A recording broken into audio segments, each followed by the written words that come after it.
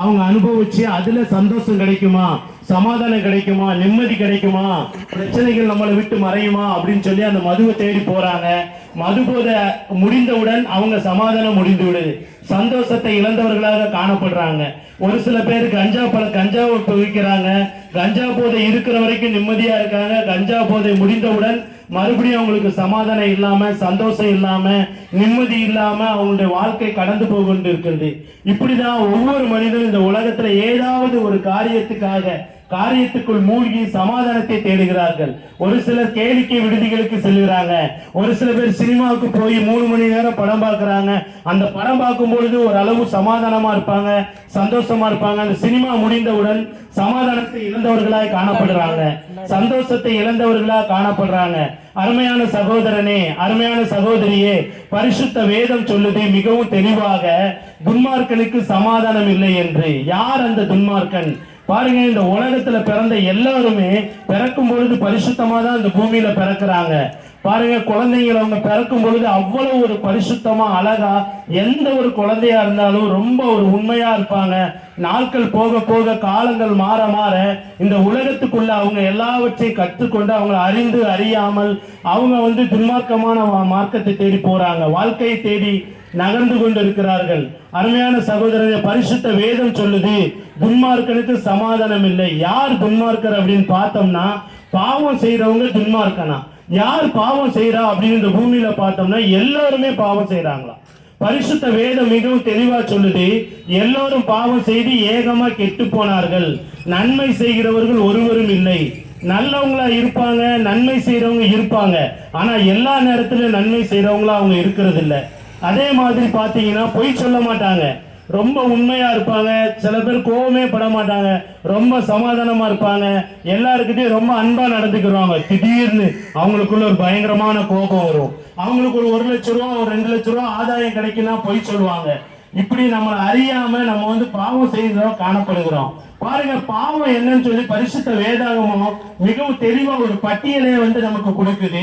பரிசுத்த வேதம் சொல்லுகிறது, பாவம் என்றால் பொய் சொல்வது, விபச்சாரம், வேசித்தனம், காமவிகாரம், வன்கண், பெருமை, மதிகேடு, தூசணம், மார்க்க போத பேதங்கள், அதுக்கப்புறம் கோபங்கள், பகைகள், வைராக்கியங்கள், சண்டைகள், கீழ்ப்படியாமை, தூசணமான வார்த்தையை பேசுவது, மது அருந்துவது, புகைப்பிடிப்பது, சிகரெட் புகைப்பது, தாய் தகப்பனை மதிக்காமல் இருப்பது, பெற்றோர்களுக்கு மரியாதை கொடுக்காமல் இருப்பது, இப்படி அநேக காரியத்தை பாவம் என்று பரிசுத்த வேதம் பட்டியலிடுகிறது.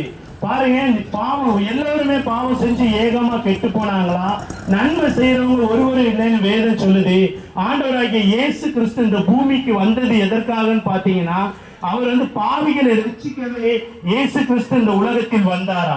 உங்களை என்னை எப்படியாவது ரட்சிக்கணும்னு சொல்லி இந்த இயேசுவானவர் இந்த பூமிக்கு வந்தார் என்று பார்க்கிறோம். பாருங்க, பாவத்திலிருந்து நம்ம விடுதலை அடையணும்னா ரத்த சிந்துதல் இல்லாமல் பாவ மன்னிப்பு இல்லை அப்படின்னு சொல்லி வேதம் சொல்லுது. பாருங்க, ரத்தம் சிந்தப்படணும். உலகத்தில் உள்ள எல்லா மதங்களும் எல்லா புத்தகங்களும் சொல்லுது, பாவம் மன்னிக்கப்பட வேண்டும் என்றால் ரத்தம் சிந்தப்பட வேண்டும். பாருங்க, அது ஒரு பரிசுத்தமான ரத்தமாக இருக்க வேண்டும். இந்த பூமியில பரிசுத்தமான ரத்தம் ஒருவரிடமும் இல்லை. பாருங்க, நம்ம செஞ்ச பாவங்களுக்காகவும் நம்ம செஞ்ச காரியங்களுக்காகவும் பரிசுத்தமான ரத்தம் சிந்தப்பட வேண்டும் என்றால் இந்த உலகத்தில் ஒருவரிடமும் பரிசுத்தமான ரத்தம் இல்லை என்று பார்க்கிறோம். பாருங்க, ஆட்டு ரத்தமோ, கோழி ரத்தமோ, மாட்டு ரத்தமோ, இப்படி எந்த ஒரு ரத்தத்தை சிந்தினாலும் நம்முடைய பாவத்தை மன்னிக்க அது மிகையாகாது. அருமையான சகோதரனே, அருமையான சகோதரியே, ஆண்டவராகிய இயேசு இந்த பூமிக்கு வந்து அவரே நமக்கு வழியும் சத்தியமும் ஜீவனுமாய் இருக்கிறார். பாருங்க, அவரு தன்னுடைய ரத்தத்தை சிந்தி நம்மளை மீட்டு கொண்டாரா. நீங்களும் நானும் மனம் திரும்பி பரலோக ராஜ்யத்தை நம்ம இருதயத்துல விசுவாசித்து வாயினால் அந்த இயேசுவை அறிக்கையிடும் பொழுது நம்மளுடைய பாவங்கள் மன்னிக்கப்படுது. இயேசுவே, நான் ஒரு பாவி, என் பாவத்தை மன்னிங்கன்னு நீங்க இருக்கிற இடத்துல உங்க இருதயத்துல விசுவாசிச்சு உங்க உதட்டினால் அறிக்கையிட்டீர்களானால் உங்கள் பாவம் மன்னிக்கப்படும். உங்களுக்கு இருக்கக்கூடிய பிரச்சனைகள் தீரும், வியாதிகள் மறையும், சமாதானமும் சந்தோஷமும் கிடைக்கும். பாருங்க, 2026 வருஷத்துக்கு முன்பாக இயேசுவானவர் இந்த பூமியில அற்புதம் செய்கிறவராகவே சுற்றி திரிந்தாரா. பாருங்க 33 வருஷம் அவர் இந்த பூமியில வாழ்ந்திருக்காரு.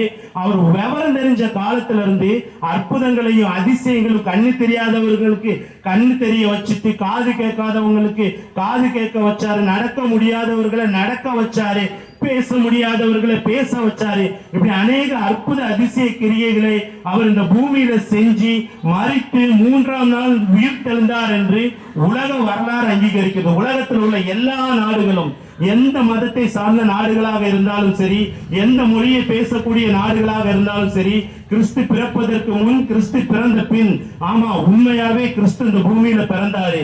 நம்ம கைகளால் செய்த பாவங்களுக்காக அவர் தன்னுடைய கைகள்ல ஆணிகள் அடிக்க ஒப்பு கொடுத்தாரு. ஆமா நம்ம கால்களினால் செய்த பாவங்களுக்காக அவருடைய கால்களில் அவர் ஆணி அடிக்க ஒப்பு கொடுத்தாரு. நாமும் இருதயத்தினால் செய்த பாவங்களுக்காக அவருடைய இருதயத்தில் ஈட்டியால் குற்றப்பட்டார். நாம் சிந்தையில் செய்த பாவங்களுக்காக அவருடைய தலையில முள்முடி சூட்டப்பட்டது. அருமையான சகோதரனே, அருமையான சகோதரியே, பாவம் முதலாவது வரும் பொழுது இன்பமாக இருக்கும், சமாதானமாக இருக்கும். கடைசியில் அதை விட்டு மீறதுக்கு நாம் பயங்கரமான கஷ்டப்பட வேண்டியது இருக்கும். நம்ம ஈஸியா அதை விட்டு மீற முடியாது. இன்னைக்கு பாத்தீங்கன்னா போதை பழக்கத்தை கண்டினியூவா செய்யக்கூடியவங்க கட்டாயம் உங்களுக்கு அது பிடிக்காது. புகைப்பிடிக்கிறவங்களுக்கு அது குடிக்கணும்னு ஆசை இருக்காது. மது அருந்துகிறவங்களுக்கு அது குடிக்கணும்னு ஆசை இருக்காது. ஆனா ஒரு காலத்துல அவங்க குடிச்சதுனால அந்த பாவம் அப்படியே அவங்களை பிடிச்சு அதை தொடர்ந்து செய்யக்கூடிய காரியங்களை அவர்கள் செய்து கொண்டிருக்க. அருமையான சகோதரனே, அருமையான சகோதரி, இந்த நேரத்துல நீங்க விசுவாசிச்சு, உங்க இருதயத்துல விசுவாசிச்சு, இயேசுவே நான் ஒரு பாவி, என் பாவத்தை மன்னிங்க, நான் இனி பாவம் செய்ய மாட்டேன், எனக்கு விடுதலை கொடுங்க என்று கண்களை மூடி நீங்கள் இருக்கிற இடத்தில் ஜெபம் செய்தீர்களானால் எங்கள் சகோதரர் உங்களுக்காக ஜெபம் செய்வார். நீங்கள் அவரோடு சேர்ந்து ஜெபம் செய்யும் பொழுது உங்கள் பாவங்கள் மன்னிக்கப்படும், உங்கள் சாபங்கள் தீர்க்கப்படும், உங்கள் குடும்பத்தில் உள்ள வியாதிகள் மறையப்படும், உங்களுடைய கஷ்டங்கள் எல்லா காரியங்களிலிருந்து விடுதலை அடைந்து மறித்து நித்திய ஜீவனை சுதந்திரிக்கக்கூடியவர்களாக காணப்படலாம். அருமையான சகோதரனே, நித்திய ஜீவனை சுதந்திரிப்பதற்காகவே இந்த பூமியில் பல கோடி ஆண்டுகளாக அநேக மக்கள் போராடி கொண்டிருக்கிறார்கள். உங்களுக்கும் எனக்கும் அந்த நித்தியமான வாழ்க்கை வேண்டும் என்றால் இந்த நேரத்தில் இதுவே உங்களுடைய ரட்சிப்பின் நாள், இது உங்கள் சமாதானத்துக்குரிய நாள், இது உங்களுடைய விடுதலையின் நாள். உங்கள் இருதயத்தில் விசுவாசித்து வாயினால் அறிக்கையிடும் பொழுது கட்டாயம் உங்கள் பாவங்கள் மன்னிக்கப்படும். பரிசுத்த வேதம் சொல்லுகிறது, இயேசு கிறிஸ்துவின் ரத்தம் சகல பாவங்களையும் மன்னிக்கும் என்று. அருமையான சகோதரனே, இப்பொழுது எங்கள் சகோதரர் உங்களுக்காக ஜெபம் செய்வார். பாருங்க, பரலோகங்கிற ஒரு ராஜ்யம் உண்டு. நம்ம மரித்த பிறகு நமக்கு ஒரு வாழ்க்கை உண்டு. அதனாலதான் மரித்தவர்கள் எல்லாருமே சொல்லுவாங்க, என்ன அவரு அண்ணன் நல்லா தானே இருந்தாரு நேரத்து வரைக்கும். ஆமாங்க, செத்து போயிட்டாரு. எப்படிங்க, என்ன ஆச்சு, செத்து போயிட்டாரு அப்படிம்பாங்க. எங்க போனாருன்னா அவங்களுக்கு தெரியாது, அவங்க வீட்டுலதான் இருக்கும் அந்த மரித்த உடல், ஆனா செத்து போயிட்டாருன்னு சொல்லுவாங்க. பாருங்க, மரித்ததுக்கு அப்புறம் நமக்கு ஒரு வாழ்க்கை உண்டு. நம்ம பாவத்திலே மரித்தோமானால் அக்னியும் கந்தகமும் எரியக்கூடிய நரகத்துல நாம் போய் தள்ளப்படக்கூடியவர்களாய் காணப்படுவோம். பாருங்க, அந்த அக்னி கந்தகம் எரியக்கூடிய நரகத்துல புழுவு சாகாதா, அக்னி அவியாதா? பாருங்க, அக்கினி அவிச்சி நம்மள அந்த இடத்துல மரணத்தை உடனே கொண்டு வராது. மரண வேதையில கூக்குரலோடு அங்க ஒரே இறைச்சலும் கவலையும் கஷ்டமும் கண்ணீருமா இருக்கும். இயேசுவை நீங்கள் இருதயத்தில் விசுவாசித்தீர்கள் ஆனால் பாருங்க, பரிசுத்த வேதம் சொல்லுகிறது, குமாரன் விடுதலை ஆக்கினால் மெய்யாகவே விடுதலை ஆவீர்கள். பாருங்க, தேவனாகிய கர்த்தர் தன்னுடைய ஒரே பேரான குமாரன் இந்த பூமியில கொடுத்து விசுவாசிக்கிறவர்